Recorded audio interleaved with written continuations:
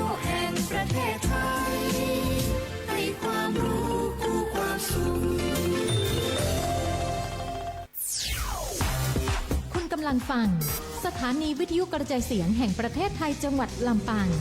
FM 97 MHzขอเชิญทุกท่านร่วมส่งต่อกำลังใจให้เจ้าหน้าที่ดับไฟป่าโดยสนับสนุนน้ำดื่มเครื่องดื่มเกลือแร่หน้ากากป้องกันฝุ่นยาเวชภัณฑ์รองเท้าข้าวโพดหรือสตาร์ทดอยและไฟฉายติดหน้าผากมอบให้เจ้าหน้าที่เขตห้ามล่าสัตว์ป่าดอยพระบาทและเครือข่ายเฝ้าระวังไฟป่าในพื้นที่จังหวัดลำปางร่วมสมทบได้ที่สถานีวิทยุกระจายเสียงแห่งประเทศไทยจังหวัดลำปางหรือสวทลำปาง FM 97 MHz โทร 054224561 ในวันเวลาราชการติดตามรายละเอียดเพิ่มเติมที่เพจ Facebook สวทลำปางกรมประชาสัมพันธ์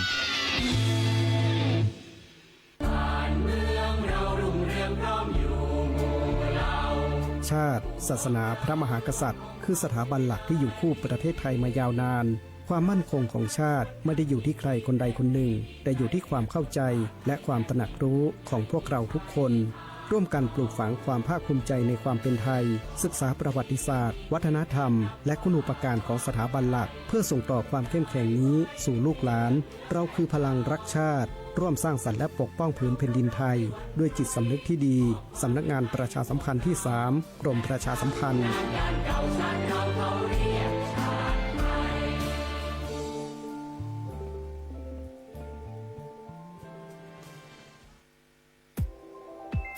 รายการวิทยุลำปางช่วงครอบครัวสุขสันต์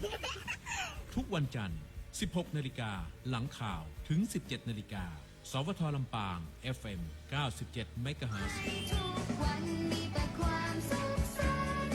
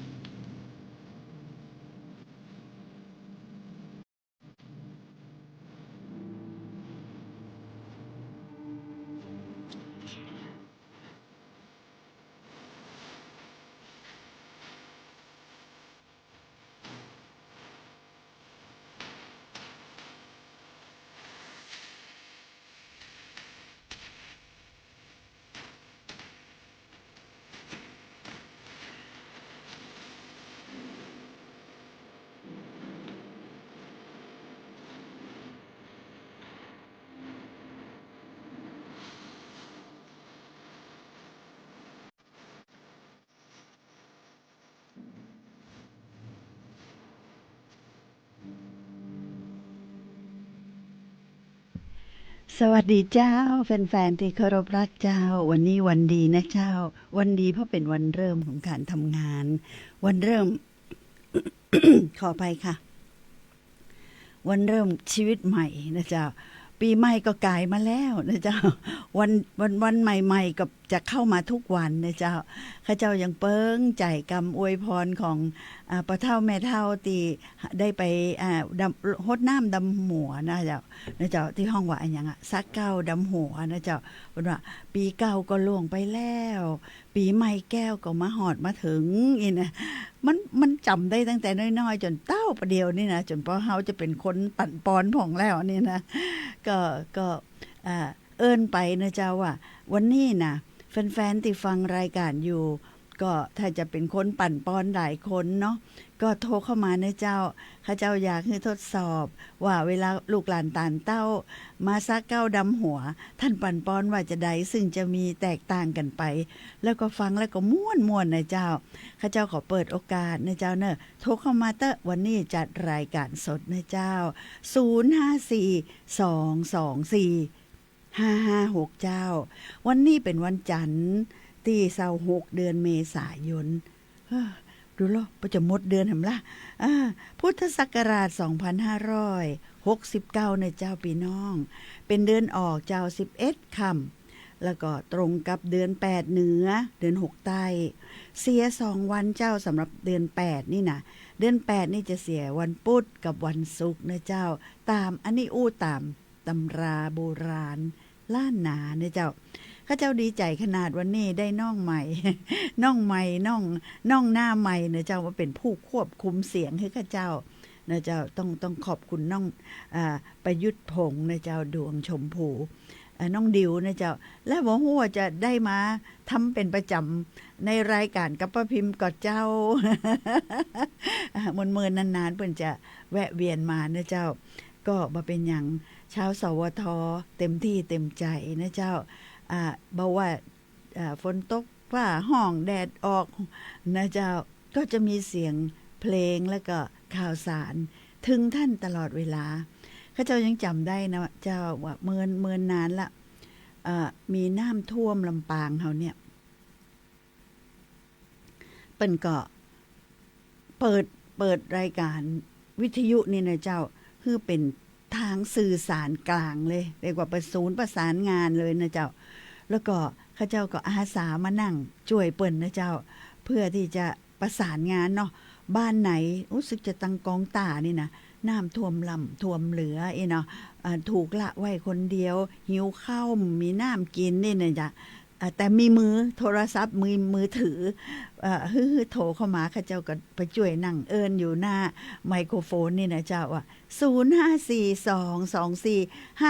054-224-556โทรเข้ามาเลยนะเจ้านะโอ้โหวันเป็นความประทับใจอย่างยิ่งเลยเจ้าประทับใจที่ว่าเดือดเนื้อร้อนใจมาเนาะเจ้าช่วยชาวประชาได้ด้วยการเป็นสื่อกลางสวทลำปาง97เมกะเฮิรตซ์เนี่ยเจ้าปรากฏว่ามีคนมาใจบริการโทรเข้ามานะเจ้าช่วยอีลุงจี้ไม่ได้อีลุงอยู่บ้านบ่มีเฮียกายมาอีลุงอยากไปแล้วกลัวน้ำท่วมบ้านอย่างนี้นะข้าเจ้าก็ได้ประสานนะคะนั่งกับผู้ฟังที่อยู่ทางบ้านที่มีโอกาสที่จะโทรเข้ามาหาข้าเจ้าที่อยู่ที่สถานีวิทยุวันนั้นเป็นความประทับใจและยังตราตรึงอยู่ในความทรงจำว่าเฮาทำงานสื่อเนี่ยเฮาเป็นประโยชน์เฮาช่วยคนได้จาดนักนะเจ้าในยามปกติบ่ใจได้ช่วยชีวิตหรือช่วยอย่างแต่ช่วยทำให้ท่านมีความหู้ได้หู้กว้างหู้ลึกนะเจ้าอย่างเปิ้นว่าสวทสถานีวิทยุแห่งประเทศไทยนะให้ความรู้คู่ความสุขนะตึ้งแม่นแต่นะเจ้าก็เจ้าก็เอาเรื่องมาเก่าน้องมาเล่าให้ท่านฟังเพราะฉะนั้นรายการนี้เป็นรายการสดท่านก็ทดลองหมุนเข้ามาก็ได้นะเจ้าดูว่าจะกันได้อย่างไรนอกจากนี้เขายังมีการออกในทางสื่ออื่นนะเจ้าเป็น Facebook Live นะเจ้าของสวทลำปางนะสอเสือวอแหวนทอทหารจุดเนี่ยนะเจ้าสวทลำปาง97เมกะเฮิรตซ์ซึ่งถ้าท่านฝึกเนาะใจ เครื่องมือคือโทรศัพท์นะเจ้าถ้าเล่น Facebook คือมี Facebook นะเจ้าก็สามารถเข้ามาดูนะเจ้าแล้วก็ส่งข้อความมาคอมเมนต์นี่นะหรืออู้ง่ายๆมาอู้เอ่ยมาติดต่อกันได้นะเจ้าซึ่งข้าเจ้าก็ยินดีเนอะมีแฟนข้าเจ้าเนาะที่บาขาดเลยในคุณหมีลำปางจะได้เนี่ยนะเจ้ากดหัวใจมากูวันจันทร์เลยนะเจ้าเป็นกำลังใจกันนะก็ขอบพระคุณอย่างสูงนะเจ้าแล้วก็ยังมีอีกหลายๆท่านนะเจ้าซึ่งห้องว่าเป็นแฟนประจำเนาะของรายการซึ่งจะจัดทุกวันจันทร์นะเจ้าเวลาบ่าย3 โมงหลังข่าวนะเจ้าเนาะแล้วก็ติดคลื่นแห่งนี้นะเจ้า FM 97 เมกะเฮิรตซ์นะเจ้าสวทลำปางคลื่น97 เมกะเฮิรตซ์นะเจ้าโทรหมายเลข054-224-556นะเจ้าข้าเจ้าอยากจะบอกความในใจว่าคนที่ก็ฮับปากหัวหน้ายุ่ยนะเจ้าว่าได้กะนะป้าพิมพ์พอว่าง หัวหน้ายุ่ยปัญจวนนะเจ้าว่าป้าพิมพ์ทำเรื่องครอบครัวเข้มแข็งเนี่ยมาอู้ช่วงครอบครัวสุขสันต์ได้ก่อนนะในรายการวิทยุลำปางนะโอ้ยปัญจวนดีเขาก็มาดีนะเจ้านะแต่บางครั้งนี่ติดภารกิจนะเจ้าแล้วก็มาอัดไว้บัตันมาบันทึกไว้นะเจ้าบัตันก็หายแซบ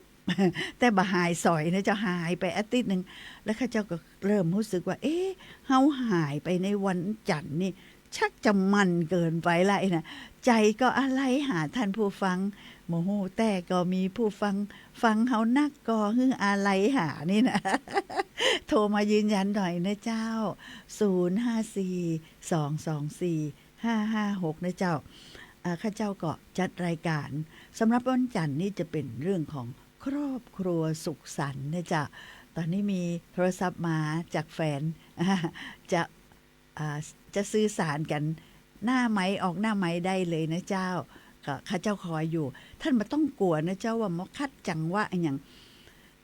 เพราะแต่จริงๆแล้วข้าเจ้าคิดว่าการอู้เอ่ยกับแฟนนะเจ้าในเรื่องการสร้างครอบครัวให้สุขสันต์โดยกับเป็นการสื่อสองต่างเนี่ยคือนางเอกของรายการเลยเจ้าข้าเจ้าอยากให้ฟังเนาะแค่ท่านโทรมานะเจ้าหนึ่งสิ่งแรกที่เขาได้โดยเฉพาะสวทได้ก็คือ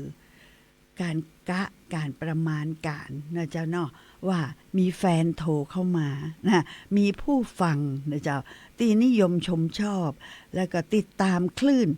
97 เมกะเฮิรตซ์แห่งนี้นะเจ้าซึ่งมันก็หมายถึงผลงานนะเจ้าว่าเฮาเนี่ยอย่างไปแล้วถูกอกถูกใจท่านผู้ฟังนะเจ้าตอนนี้ถ้าเจ้าก็ถ้าท่านบอกขอเพลงมาข้าเจ้าได้บอกน้องดิวเตรียมไว้เนอนะเจ้าเตรียมไว้เนอสัก1 เพลงท่านแต่ท่านโทรเข้ามาขอได้นะเจ้าน้องดูสิท่าน้องดิวก็บัดใจย่อยนะเจ้า บอกมาแล้วหาได้ดังใจบัดใจอย่างเจ้าเครื่องมือประเดี๋ยวนี่มันสุดยอดแต่เนาะจำชื่อเพลงบ่ได้ก็เต็กเนื้อเพลงสักท่อนนึงเข้ามาได้นะจำเนื้อเพลงบ่ได้บอกชื่อนักร้องก็ได้นะเจ้าแม่มันขึ้นมาหน้าจอเลยนะเพราะฉะนั้นท่านบ่ต้องกลัวเลยเจ้าใครได้ฟังเพลงไหนแถมยังปอโดยนักร้องคนไหนนะก็น้องดิวจัดให้จัดไป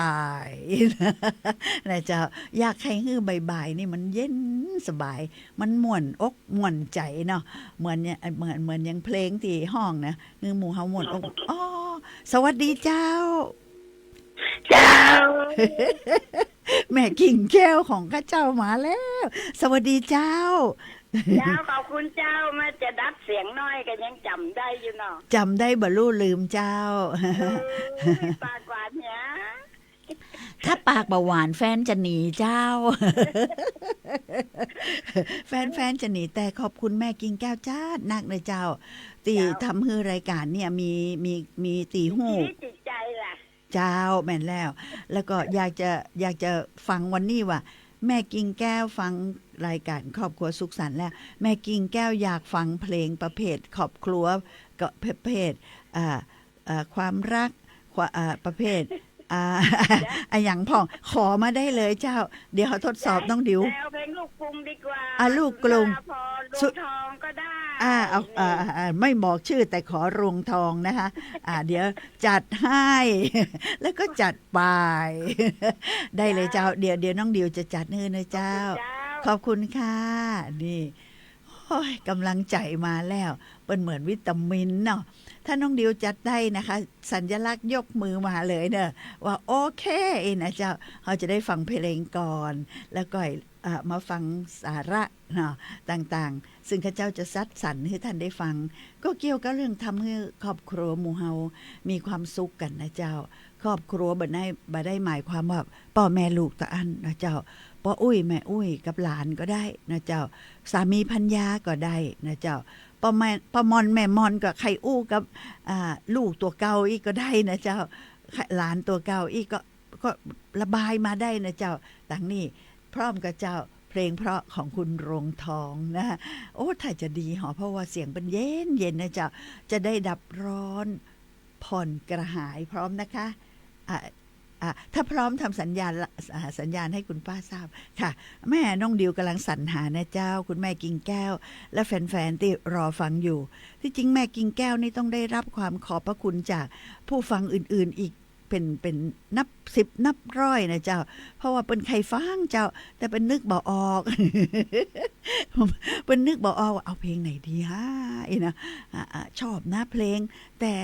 จื่อยังกมหูนะห้องต้อยกมจ่างนะคะแต่แม่กิ่งแก้วนำร่องเสมอนะเจ้าก็เป็นพลังสำคัญของรายการนะเจ้าตอนนี้ถ้าหากว่าดีเจดิวยังหาได้แล้วล่ะเจ้าโอเคเขาขอปึ่งเนาะค่ะได้เลยค่ะโอเคตอนนี้ตีหาได้แล้วอยากคือฟัง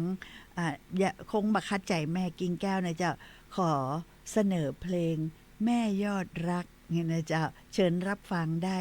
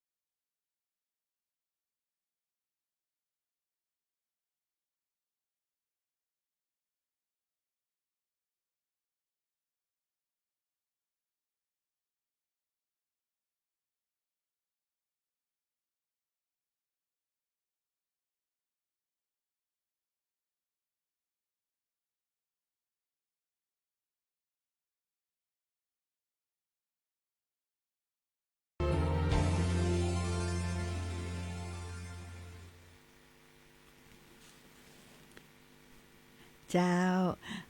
ต้องขอบอกขอสุมาแม่กิ่งแก้วเลยเจ้าแต่เป็นความน่าฮักของผู้จัดรายการเนอะโดยเฉพาะดีเจดิวเนอะเจ้าน่าฮักจะได้เปิ้นบอกว่าติดข้างเจ้าเพลงนี้ติดข้าง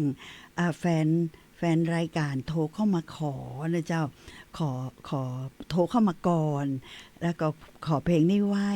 ก็ข้าเจ้าก็ชื่นใจนะเจ้าบ่ฮื้อใครผิดหวังเลยนะเจ้าก็จะเตรียมเพลงของคุณโรงทองมูจะเลือกเพลงกันอย่างเนอะแม่กิ่งแก้วแต่ว่าดีเจดิวบอกว่าพร้อมละ แต่ฮื้อป้าพิมพ์เล่าอย่างที่ป้าพิมพ์เตรียมมานี่เหี่ยก่อนน้อยนะก็โอเคกันตกลงกันนะเจ้าข้าเจ้าก็จะไปอู้เรื่องหยังปนเรื่องการเลี้ยงลูกเลี้ยงเต้าเนาะเลี้ยงหลานเนาะเพราะว่าเขาคือลำปางในอนาคตแม่นก็เจ้าแฟนๆคนลำปางเนี่ยยังหมู่เฮาเนี่ยเปิ้นคนลำปางโดยเฉพาะคนลำปางน่ะเปิ้นบอกทำสถิติทำลายสถิติของประเทศนะแม่ข้าเจ้าก็หายใจขึ้นเต็มอกจะได้ที่หนึ่งอย่างนี้เป็นว่าได้ที่หนึ่งมีผู้สูงอายุ จำนวนมากที่สุดของประเทศทำหัวสั่งโคจะบอกว่าบ้านข้าเจ้านี่แม้มีแต่คนเท่าเถิบกะอีเนาะแต่นี่ข้าเจ้าก็ได้หายใจเข้าอกยืดอกอีกข้างหนึ่งปรากฏว่าเมืองลำปางนี่นะเจ้าไปดูโครงการต่างๆเนาะกิจกรรมต่างๆหรือเครือข่ายต่างๆล้วนทำงานด้วยผู้ที่เกษียณอายุมาแล้วเรียกว่าเป็นคลังสมองได้เลยนะเจ้าเพราะว่าคนที่เกษียณอายุมาแล้วเนี่ยมีหลากหลายอาชีพเลยเจ้าเช่นเป็นคุณครูเนี่ยนะเป็นข้าราชการนะเป็นตำรวจเป็นทหารเป็นซัปปะเป็นทุกคนละเจ้าติอายุครบ60ก็ห้องว่าเกษียณอายุได้เวลาพักผ่อนนะเจ้าแต่เปิ้นคิดบุคคลเหล่านั้นเนี่ยเปิ้นบ่ได้คิดว่าโอ้60แล้วเข้า61ค่ะก็เท่าแล้วค่ะจะนั่งเฝ้าบ้านนะเปิ้นบ่ได้คิดจะอันเจ้าจึงลุกขึ้นมาจะเห็นว่าบ้านเฮาลำปางนี่มีชมรมต่างๆซึ่งที่เห็นได้ชัดที่สุดนะเจ้ากลุ่มจ้างฟ้อนอาสาเนี่ยช่างฟ้อนจิตอาสานะเจ้าข้าเจ้าชื่นชมแต่เนอเปิ้นแต่งตัวงามเจ้าความชราหรืออายุตีนักขึ้นเนี่ยอย่างบ่ได้เลยแต่งตัวงามย่องมาจัดดีนะเจ้าพร้อมอกพร้อมใจและรับผิดชอบตรงเวลาแหมข้าเจ้าเห็นได้เลยนะเจ้าอาจจะหลายงานแต่ติข้าเจ้าหันเลยก็คืองานสมโภชนะเจ้าการอัญเชิญพระอนุสาวรีย์ของพระเจ้าอนันตยศเมื่อวันที่14มีนานะเจ้าจ้างฟ้อนเป็นร้อยแต่งตัวจัดงามรับผิดชอบตัวเองนะเจ้าหมายความว่าตึงแต่งตึงย่องนะเจ้ามาโอ้ยหมู่อันตั้งเครือข่ายเปิ้นก็อดบ่ได้เนาะโอ้ลูกแต่เจ้าข้าเจ้าว่าแต่สัก4-5หรือ6โมงเจ้านี่ต้องงามมาแล้วนะเจ้าก็เตรียมอาหารไว้เตรียมอาหารว่างเนาะซาลาเปา500แก่นนี่นะขนมจีบซาลาเปาหยังโหเพราะว่าอย่างเจ้าเปิ้นเอาใจมาเทฮือแล้วเปิ้นเราเนี่ยคือผู้สูงอายุคนลำปางนี่อันนี้ถ้าจะว่าไปปะจ้ายก็มีนะเจ้ามาห่วมฟ้อนรำตีแต้เนี่ยมันเป็นเปิ้นคงคิดว่าเนี่ยเป็นอุบายข้ามเจมาลำเอางามอย่างเดียวมันคือการออกกำลังนะเจ้าเคลื่อนไหวเนี่ยบ่แป้เรื่องไทยเก๊กเลยยิ่งการฟ้อนตะตึงนงของเขานี่นะข้าเจ้าอาจจะอู้ผิดเนาะการฟ้อนเล็บนะเจ้ามันเป็นการเยื้องย่างเนาะเพราะฉะนั้นผู้สูงอายุในครอบครัวของเฮาของลำปางเนี่ยบ่ได้เป็นภาระนักเลยตึงออกกำลังเนาะตึงมีสมาคมมีกลุ่มตัวเก่าบ่ได้นั่งเฝ้าบ้านเนาะเหงากกงกไงนะคะนั่นน่ะเนี่ยเพราะฉะนั้นจะได้ตีหนึ่งก็ได้ไปเตอะ แต่ข้าเจ้าเป็นตีหนึ่งที่มีผู้สูงอายุเป็นจำนวนมากอันดับหนึ่งของประเทศแต่เป็นผู้สูงอายุคุณภาพนี่ไข่บะเท่าพ่อง อย่า อยากจะว่าจะนี่ไข่บะเท่าพ่องเอ้นะหมู่ข้าเจ้าเจ้าละก่อนเท่าแล้วมีคุณภาพเลยเจ้าเอ้นะอยากจะว่าจะนี่นะก็ว่าไปแล้วนะ ขอสู่ว่าเตอะเพราะว่าป๊อบอย่างอันแต่เจ้าพอเฮาคิดว่าลูกหลานต่านเต้าติโตยมาเนี่ยเขาจะเป็นคนลำปางแตนเฮาเนี่ยเฮาก็ต้องคิดล่วงหน้าแล้วนะเจ้าที่จะสร้างที่จะผลักดันที่จะพัฒนาเขาเพื่อไปสู่การเป็นคนคุณภาพแต่กะเจ้าข้าเจ้าว่าตึงแต่ไขบ่ฮักลูกฮักหลานตัวเก่าพ่องเนาะก็อยากจะให้ลูกได้มีการศึกษาได้มีมารยาทได้มีการคิดวิเคราะห์เนาะมีวิจารณญาณเนาะและมีธรรมะประจำใจเนาะก็บักกี้อย่างแต่สิ่งเหล่านี้สำคัญมากนะเจ้าเนาะสำคัญจะได้ก็จะย่างให้เขาเติบใหญ่ขึ้นมาเป็นคนที่เก่งแกร่งและกล้าท่านชอบกับเจ้าที่ลูกท่านหลานท่านเนาะหรือคนในหมู่บ้านท่านเป็นคนที่มีคุณภาพเก่งแกร่งกล้านะเจ้าฟังรายการนี้แล้วอาจจะได้เล็กๆน้อยๆนะเจ้าเอาไปปรับเนาะเอาไปปรับเอาไปจ่ายเพราะวิธีการเลี้ยงลูกเนี่ยปัจจุบันนี่มันเปลี่ยนไปเนาะเจ้าอย่างเช่นว่าข้าเจ้าได้คัดนะเจ้าหนังสือบทความจากหนังสือสูตรมหัศจรรย์สำหรับเลี้ยงลูกนะเพื่อให้มีความสุขมีสุขภาพกายและสุขภาพใจที่ดีชื่อหนังสือว่า101 วิธีช่วยให้เด็กฉลาดนะเจ้าเปิ้นแปลมานะเจ้าจากหนังสือฝรั่งนะ101 วิธีช่วยให้เด็กฉลาดแต่ข้าเจ้าอยากจะบอกว่าช่วยให้เด็กมีตัวตนที่แข็งแรงหรือมีตัวตนที่ดีอูกำตึกบ้านเฮาก็คือเป็นละอ่อนสันดานดีแน่นะเจ้าข้าเจ้าอูกำตึกอย่างอีมันจะได้เข้าใจเนาะหนังสือเล่มนี้เขียนโดยดร. อัลวิน H. Price และคุณ J.A. Perry นะคะขอบคุณคุณทรักษิณานะเจ้าติกรุณาแปลเป็นภาษาไทยสระสรวยและหนังสือเล่มนี้เป็นที่นิยมพิมพ์ออกมาถึงครั้งที่11นะเจ้าข้าเจ้าอยากจะนำเสนอในอีกตอนหนึ่ง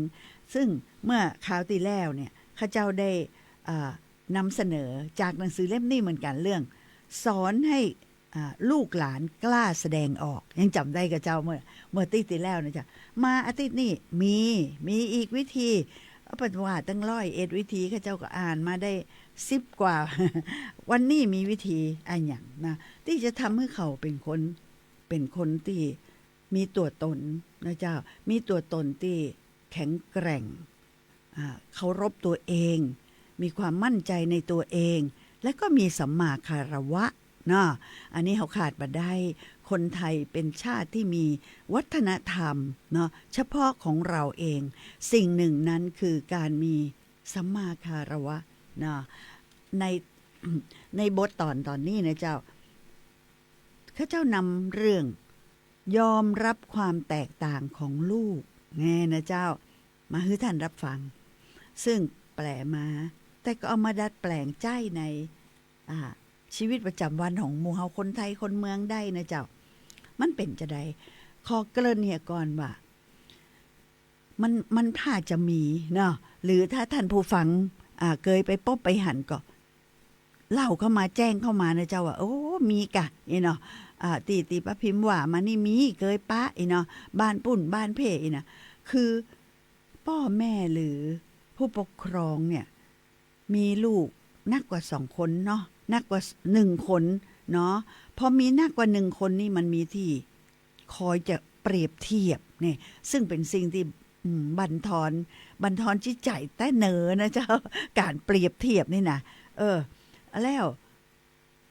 วทำมือละอ่อนนั่นนะเสียตัวเสียตนเนาะบ่มีความมั่นใจในตนเองได้ไปตลอดชีวิตเลยก็มีนะเจ้าเพราะฉะนั้นในบทนี้เปิ้นก็เลยแนะนำเฮาว่าเฮาเนี่ยยอมรับละอ่อนเกิดมาเนี่ยพ่อแม่เดียวกันแต่แตกต่างกันนะเนาะเปิ้นว่าจะได้เดี๋ยวลองมาฟังดูนะเจ้าเด่นพี่ชายชอบเล่นกีฬา ส่วนแดงน้องชายชอบทำกิจกรรมอะไรก็ได้เงียบๆทั้งคุณพ่อคุณแม่ต่างก็ชอบกีฬาด้วยกันทั้งคู่เวลาว่างท่านมักจะไปเล่นเทนนิสหรือว่ายน้ำด้วยกันเสมอจึงกลายเป็นว่าคุณพ่อคุณแม่พาเด่นไปด้วยเกือบทุกครั้งและทิ้งแดงให้อยู่เฝ้าบ้านเพราะแดงชอบอ่านหนังสือหรือเขียนบทกวีเงียบๆมากกว่าคุณพ่อคุณแม่ทราบดีว่าการกระทำเช่นนั้นไม่เป็นการดีต่อแดงเพราะกระทบกระเทือนต่อความรู้สึกภาคภูมิใจในตัวเองของเขาเสมือนกับว่าพ่อแม่บอกแดงว่าสิ่งที่แดงชอบไม่มีความสำคัญต่อพ่อแม่มากเท่ากับสิ่งที่เด่นชอบและนี่คือจุดเริ่มต้นของปัญหาแดงจะเกิดความรู้สึกว่า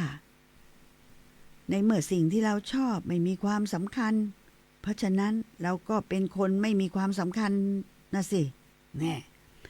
การสร้างสรรค์ความรู้สึกภาคภูมิใจในตนเองให้ลูกต้องเริ่มต้นจากพื้นฐาน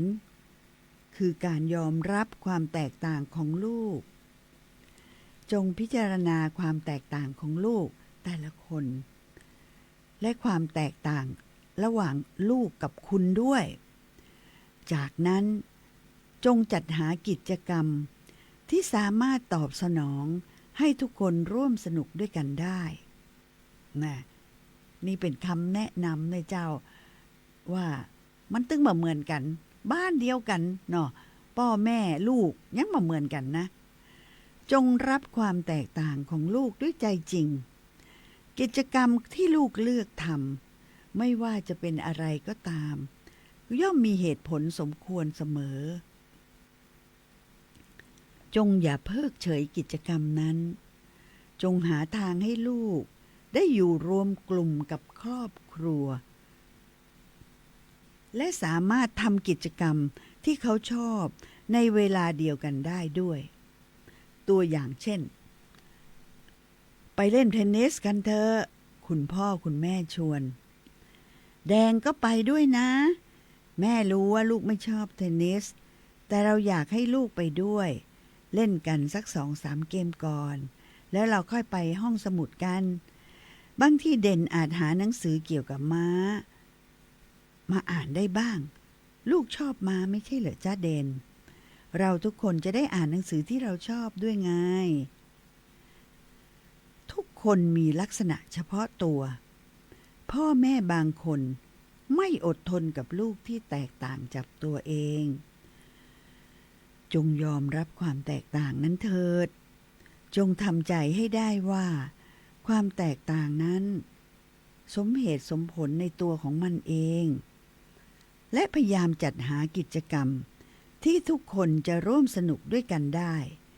เพื่อช่วยให้ลูกๆที่แตกต่างกันรู้สึกว่าพ่อแม่ยังสนใจเขาอยู่บทความนี้ดีกับเจ้าและโดนใจแฟนๆบางครอบครัวกับเจ้าและบางทีบทความนี้อาจจะเปิดโลกทัศน์ให้พ่อแม่บางครอบครัวด้วยก็ได้ว่าปิ๊กไปถามตัวเก่าเฮามีอย่างที่บ่เหมือนกับลูกพ่องเช่นว่า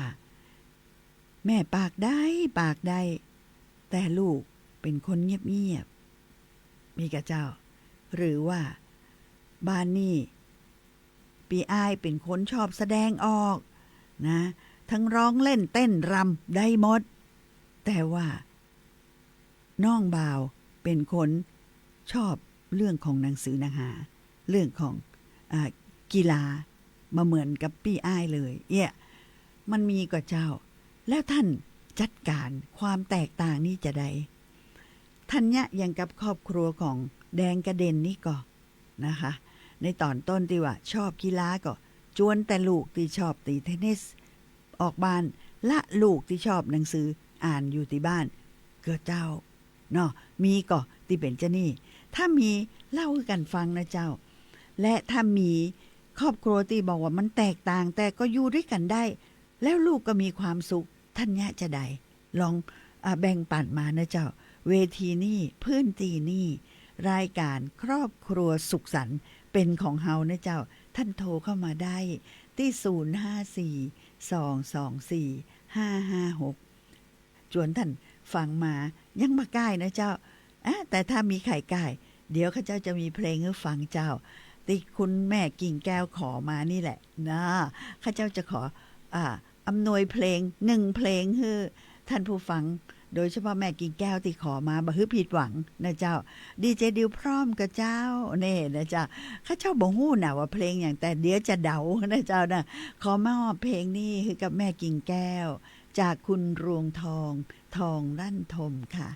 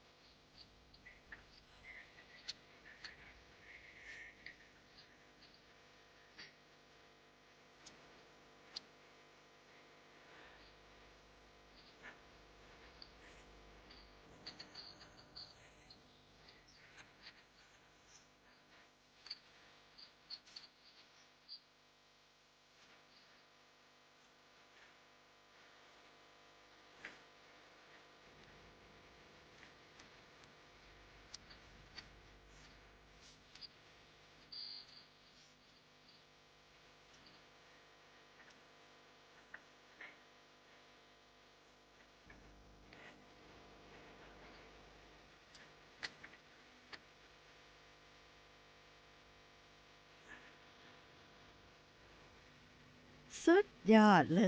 ยเพลงเบาๆนะเจ้าแล้วเป็นเพลงเก่าๆถูกใจแม่กิ่งแก้วกับเจ้ายังจำได้ไหมนะเจ้าเนาะยังจำได้ไหมโอ้ห้องได้ตั้งแต่น้อยๆข้าเจ้าได้ยินเพลงนี่พ่อเป็นละออนหน้าของหนังเนาะเป็นจะเปิดเพลงของรวงทองนี่เป็นประจำเลยนะคะถ้าถูกใจบ่ถูกใจแม่กิ่งแก้วโทรเข้ามาบอกนะเจ้า ยินดีจัดนักเลยและปรากฏว่าโอ้ข้าเจ้าขอบคุณนะเจ้าท่านผู้ฟังที่โทรมาจากแม่เมาะเนาะเจ้าเนาะบอกว่าถามหาชื่อหนังสือนี่นะคะหนังสือนี้ชื่อหนังสือเต็มๆคือ101วิธีก็คือ101วิธีนะจ๊ะช่วยให้เด็กฉลาดนะคะจากสำนักพิมพ์สร้างสรรค์บุ๊กค่ะสำนักพิมพ์สร้างสรรค์บุ๊กนะคะ พิมพ์เป็นทั้งที่11ละข้าเจ้าได้เรียนให้ท่านผู้ฟังที่โทรเข้ามานะเจ้าว่าหนังสือเล่มนี้ข้าเจ้าชอบมากนะเจ้าจัดรายการตั้งแต่รายการครอบครัวเข้มแข็งนะเจ้าแล้วมันหายไปโอ้เสียดายจะเอามาลืมอ่านให้ท่านผู้ฟังฟังอีกนะคะปรากฏว่าร้านหนังสือใดก็บ่มีนะเจ้าถ้าท่านมีวิธีติดต่อซื้อนะเจ้าเชิญเสาะหามาไว้โดยเฉพาะคุณพ่อคุณแม่ที่มีลูกตั้งแต่6 ขวบไปจนถึง12 15นะเจ้ามันมีประโยชน์มากค่ะเพราะว่าหนังสือเล่มเนี่ยเพิ่นเขียนที่ถูกใจข้าเจ้านะข้าเจ้าอ่านอันอย่างยาวๆบักก้อยโพสต์เนาะปรากฏว่าเปิ้นจะบอกวิธีมันถึงได้เป็นตั้ง101วิธีนะคะประมาณเรื่องละ1 หน้าแล้วก็กลั่นออกมาสั้นๆคือเฮาว่าเนี่ยจะได้โดยเฉพาะหัวข้อเรื่องนี่เจ้าเช่นที่ข้าเจ้าอ่านให้ท่านไปฟังไปแล้วนี่เจ้ายอมรับความแตกต่างของลูกแค่ชื่อหัวข้อแต่อันนะเจ้าเฮาก็เหมือนกับสะกิดใจแล้วเตือนเฮาอยู่เสมอเลยว่าโอ้เฮาต้องยอมรับความแตกต่างของลูกนะเจ้าเพราะฉะนั้นก็ยินดีแล้วก็สนับสนุนท่านผู้ฟังที่โทรเข้ามาสวัสดีเจ้าถูกใจค่ะถูกใจค่ะดีเจดิวรับรางวัลไปนะแม่กิ่งแก้วบอกว่าแม่ยังจำได้ไหมของคุณยายชอบเรืองทอง โอ้โหเพลงอย่างก็ได้หมดเรืองทองนี่นะจ้างั้นทีนี้ฮู้ละลูกดาวเสาวทองเนี่ยจ้าบอกว่าเรืองทองเขาได้ให้ทุกเพลงเลยนั่นยายเป็นคนชอบเรืองทองจ้าเป็นท่อเนาะค่ะขอบคุณที่โทรมาสรุปให้ฟังว่าเปิดเก่งนะโดนใจขอบพระคุณเจ้าสีชมพูโอ้โหต้องบอกว่าคนบักเก่าถึงนั่นเจ้าช่างว่าแต่น้อยแม่เจ้าเจ้าลำบากเลยนะขอบพระคุณค่ะเจ้าขอบพระคุณเจ้าสวัสดีเจ้าใช้หัวกระม่วนข้าเจ้าชอบเฮิดจ้าขอบพระคุณค่ะยินดีเจ้าเนี่ยแฟนฮักกันเนาะบ่ทิ้งกันจะนี่แฟนคนอื่นโลละข้าเจ้าละถวทหรือเปล่าเจ้านะโทรเข้ามาเตอวันนี้นะยิ่งมีพลังนะแม่กิ่งแก้วมีท่านผู้ฟังที่โทรเข้ามาแล้วบอกว่าอันติดใจเนื้อหาอันนี้ข้าเจ้าก็ถามว่า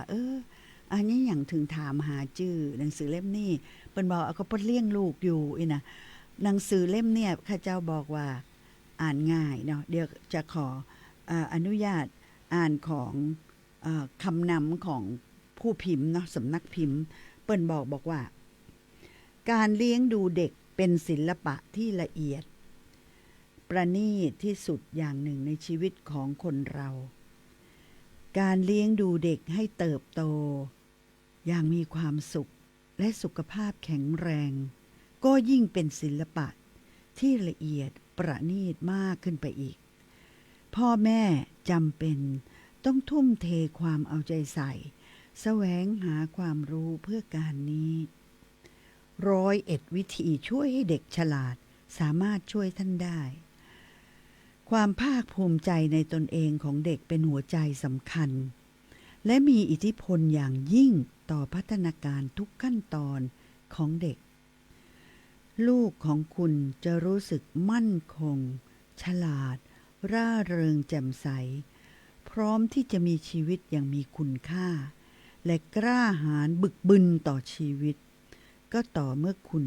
สามารถเสริมสร้างความภาคภูมิใจในตนเองให้แก่ลูกได้สร้างสรรค์บุ๊กภูมิใจเสนอ101 วิธีช่วยให้เด็กฉลาดเล่มนี้แด่ท่านผู้เป็นพ่อแม่ครูผู้ปกครองโดยมั่นใจว่าจะช่วยให้ท่านสามารถสร้างเสริมความภาคภูมิใจในตนเองให้แก่ลูกได้อย่างแน่นอนนี่ค่ะเป็นกำนำที่อัน ต่างสำนักพิมพ์นะเจ้าเปิ้นนำมาว่าเปิ้นตั้งใจที่จะพิมพ์หนังสือเล่มนี้นะเจ้าเพื่อให้หมู่เฮาเนี่ยได้ช่วยกัน